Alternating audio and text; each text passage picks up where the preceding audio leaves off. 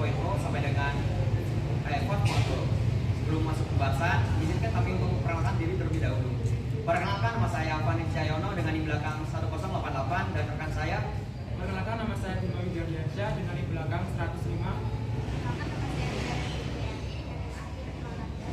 Perkenalkan, saya Naimi Fatimah Muzaro dengan NIM akhir 057.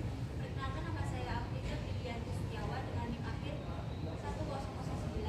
Perkenalkan, nama saya Iza Wirakon dengan NIM akhir 1064. Perkenalkan, nama saya Arifin Zairah Tengkitara dengan NIM akhir 041. Perkenalkan, nama saya Anida Azia Nabila dengan NIM akhir 047. Perkenalkan, nama saya Arifan Hidam Hatuyere dengan NIM akhir 033. Ini adalah sebuah perubahan besar-besaran dalam dunia industri karena adanya perkembangan teknologi dalam mengelola sumber daya sehingga menjadikan suatu prosesnya lebih efektif dan lebih efisien dari sebelumnya. Menurut jurnal Historia yang berjudul Jurnal Program Studi Pendidikan Sejarah 8 mengatakan bahwa sistem perekonomian Eropa menurut keterangan dalam Jurnal Historia, Jurnal Program Studi Pendidikan Sejarah 8 disebutkan bahwa sebelum abad ke-18 sistem ekonomi di Eropa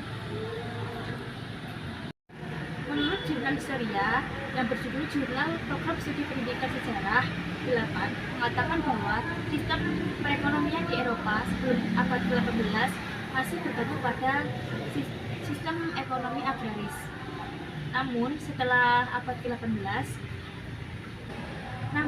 memasuki abad ke-18, maka tenaga mesin mulai digunakan sebagai alat produksi di pabrik menggantikan tenaga manusia.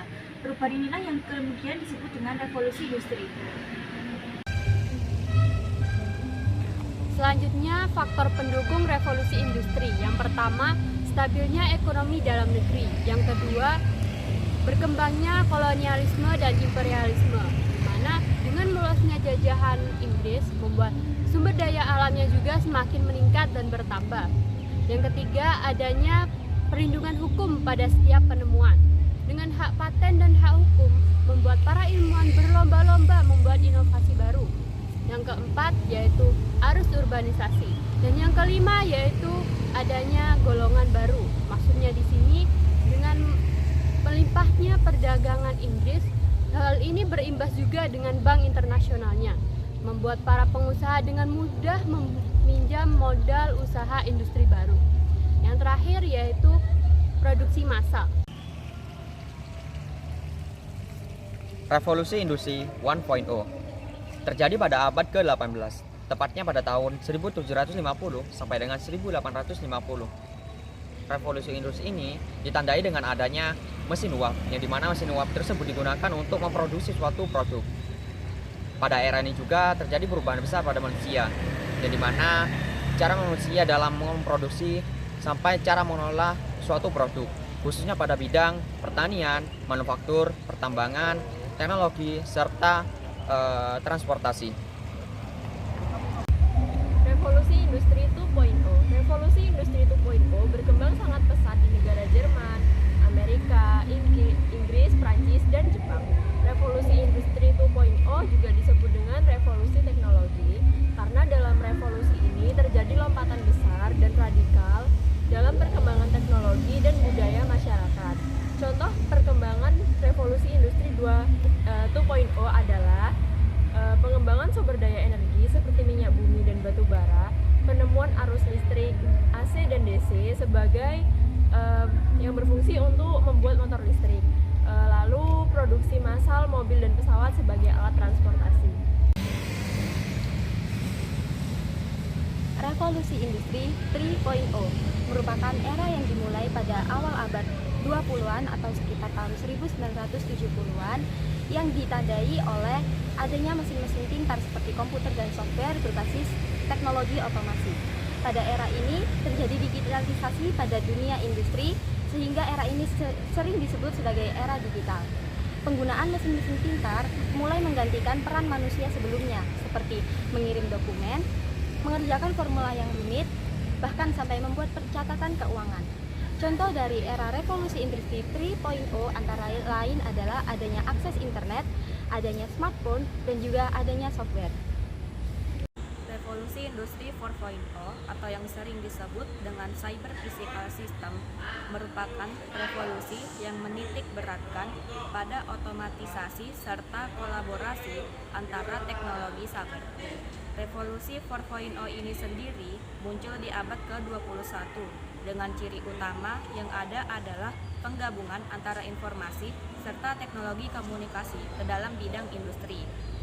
Dengan kemunculan revolusi ini mengubah banyak hal di berbagai sektor, di mana yang pada awalnya membutuhkan banyak pekerja untuk menjalankan operasionalnya, sekarang digantikan dengan penggunaan mesin teknologi.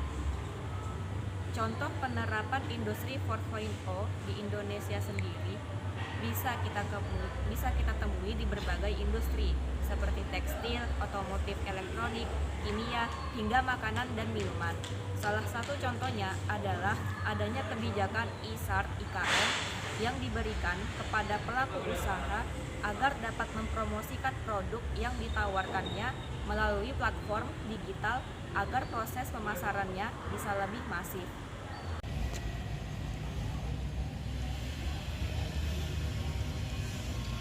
Era industri 5.0 atau biasa disebut dengan era Society 5.0 adalah sebuah era industri dan sebuah konsep masyarakat yang berpusat pada manusia dan berbasis pada teknologi.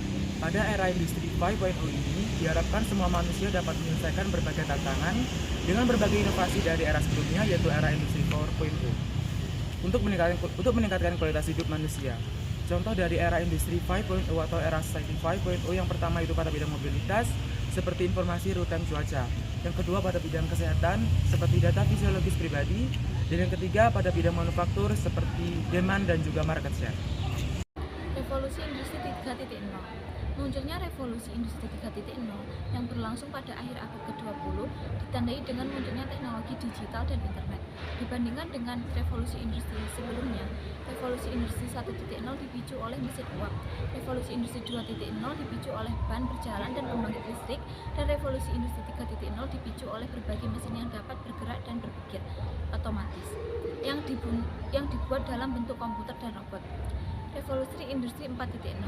Revolusi industri 4.0 yang terjadi di awal tahun 2000-an merupakan revolusi di mana umat manusia menemukan pola-pola baru kemajuan teknologi yang terjadi begitu cepat sehingga mengancam perusahaan-perusahaan yang lebih tradisional.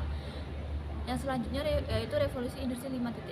Konsep industri 5.0 sendiri akan lebih memperhatikan pemanfaatan manusia, data, teknologi, dan aspek lainnya secara komprehensif. Terlepas dari kesamaan mereka dengan era revolusioner sebelumnya, kedua era tersebut didasarkan pada penekanan yang sama sekali berbeda. Dalam revolusi industri 4.0, hal itu berkaitan dengan produktivitas, sedangkan revolusi industri 5.0 menunjukkan fokus yang lebih besar pada kesejahteraan masyarakat. Apa sih dampak dari revolusi industri ini? Dampak dari revolusi industri ini dibagi menjadi dua, yaitu dampak positif dan dampak negatif. Dampak positifnya yaitu yang pertama, pertumbuhan ekonomi semakin cepat, yang kedua, perkembangan transportasi, yang ketiga, produksi dan distribusi barang menjadi lebih efektif dan efisien, dan yang keempat, melimpahnya barang dengan harga murah.